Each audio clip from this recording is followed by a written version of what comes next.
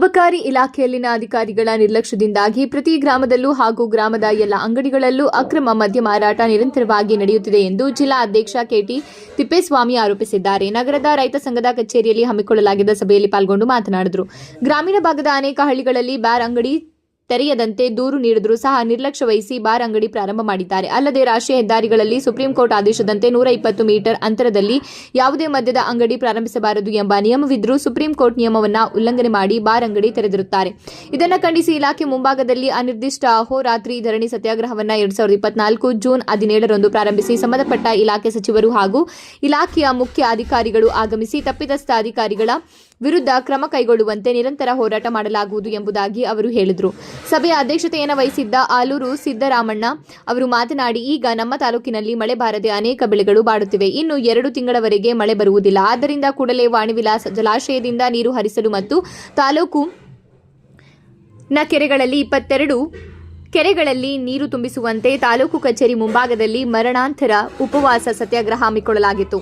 ಈ ಸಂದರ್ಭದಲ್ಲಿ ಸಚಿವರು ಇನ್ನು 2-3 ತಿಂಗಳೊಳಗಾಗಿ ಕೆರೆಗಳಿಗೆ ನೀರು ತುಂಬಿಸುವ ಪ್ರಯತ್ನ ಮಾಡುತ್ತೇನೆ ಮತ್ತು ನಿಮ್ಮನ್ನ ಕರೆದುಕೊಂಡು ಹೋಗಿ ನೀರಾವರಿ ಸಚಿವರ ಜೊತೆ ಸಭೆ ನಡೆಸುತ್ತೇನೆ. ನನ್ನ ಮೇಲೆ ನಂಬಿಕೆ ಇಡಿ ಎಂದು ಹೇಳಿ ಧರಣಿಯನ್ನ ವಾಪಸ್ಸು ಪಡೆಯಿರಿ ಎಂಬುದಾಗಿ ಒತ್ತಾಯಿಸಿದ್ದಾರೆ. ಇದುವರೆಗೆ ಯಾವುದೇ ಕೆರೆಗಳಿಗೆ ನೀರು ತುಂಬಿಸುವ ಪ್ರಯತ್ನ ಮಾಡದೆ ನೀರಾವರಿ ಸಚಿವರ ಜೊತೆ ಸಭೆ ಆಯೋಜಿಸದೆ ನಿರ್ಲಕ್ಷ್ಯ ವಹಿಸಿದ್ದಾರೆ. ಪ್ರಸ್ತುತ ಸಂದರ್ಭದಲ್ಲಿ ಎಲ್ಲ ಭಾಗಗಳಲ್ಲಿಯೂ ಕುಡಿಯುವ ನೀರಿಗೂ ಸಹಕಾರ ಉಂಟಾಗಿದೆ. ಜೊತೆಗೆ ಗ್ರಾಮೀಣ ಸಾರಿಗೆ ಡಿಪೋ ಪ್ರಾರಂಭ ಮಾಡಲು ವಿಳಂಬ ಮಾಡುತ್ತಿದ್ದಾರೆ ಎಂಬುದಾಗಿ ಅವರು ಹೇಳಿದ್ದಾರೆ.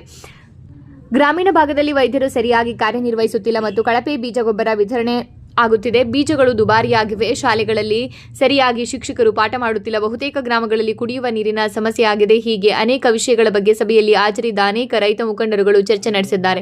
ಮುಂದಿನ ದಿನಗಳಲ್ಲಿ ಹೋಬಳಿವಾರು ಸಭೆ ನಡೆಸಿ ಗ್ರಾಮೀಣ ಶಾಖೆಗಳನ್ನು ಪುನರ್ರಚಿಸಿ 1 ತಿಂಗಳ ಒಳಗಾಗಿ ಜಿಲ್ಲಾ ಉಸ್ತುವಾರಿ ಸಚಿವರಾದ ಡಿ. ಸುಧಾಕರ್ ಅವರು ನೀರಾವರಿ ಸಚಿವರ ಮುಂದೆ ಸಭೆ ನಡೆಸಿ ಕೆರೆಗಳಿಗೆ ನೀರು ತುಂಬಿಸುವ ಕೆಲಸ ಮಾಡದೆ ಇದ್ದರೆ ಸಚಿವರ ಮನೆ ಮುಂದೆ ಧರಣಿ ಸತ್ಯಾಗ್ರಹ ಹಮ್ಮಿಕೊಳ್ಳಲಾಗುವುದು ಎಂಬುದಾಗಿ ಸಭೆಯಲ್ಲಿ ತೀರ್ಮಾನಿಸಲಾಯಿತು. ಈ ಸಭೆಯಲ್ಲಿ ರೈತ ಮುಖಂಡರುಗಳಾದ ಹಳ್ಳಿಕೆರೆ ತಿಪ್ಪೇಸ್ವಾಮಿ, ತಿಮ್ಮಾರೆಡ್ಡಿ, ಸಣ್ಣ ತಿಪ್ಪಮ್ಮ, ವಿರೂಪಾಕ್ಷಪ್ಪ, ಮೀಸೆರಾಮಣ್ಣ, ಗೋವಿಂದಪ್ಪ, ವೆಂಕಟೇಶ್, ತಿಮ್ಮಯ್ಯ, ಈರಣ್ಣ, ಅಜ್ಜಯ್ಯ, ಶಿವಣ್ಣ, ರಾಜಪ್ಪ, ನಿಂಗಣ್ಣ, ತಿಪ್ಪೇಸ್ವಾಮಿ, ಗೋವಿಂದಪ್ಪ ಸೇರಿದಂತೆ ಸಣ್ಣ ತಿಮ್ಮಣ್ಣ ಇತರರು ಹಾಜರಿದ್ದರು.